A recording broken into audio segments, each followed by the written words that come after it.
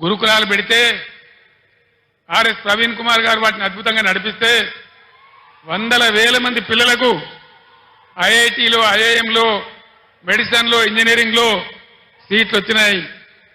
వేలాది మంది దళిత గిరిజన బలహీన వర్గాల బిడ్డలు ఓవర్సీస్ స్కాలర్షిప్ తీసుకొని విదేశాలలో విద్య కూడా చేస్తూ ఉన్నారు. కులము మతము ప్రసక్తి లేకుండా కళ్యాణ లక్ష్మి ఇచ్చినాం. ఈ ప్రభుత్వం ఏం చేసింది? కాంగ్రెస్ పార్టీ ఏం హామీ ఇచ్చింది? కేసీఆర్ ₹1,00,000 ఇస్తా ఉన్నాడు, మా ప్రభుత్వం వస్తే తులం బంగారం కూడా కల్పిస్తామని చెప్పినారు. యాడికి పోయింది తులం బంగారం? నేను మొన్న సిరిసిల్లలో కూడా అడిగినాను, తులం బంగారం కొందామంటే మార్కెట్లో దొరుకుతలేదా ఈ ప్రభుత్వానికి? ఇది ప్రజలను మోసం చేయడం కాదా?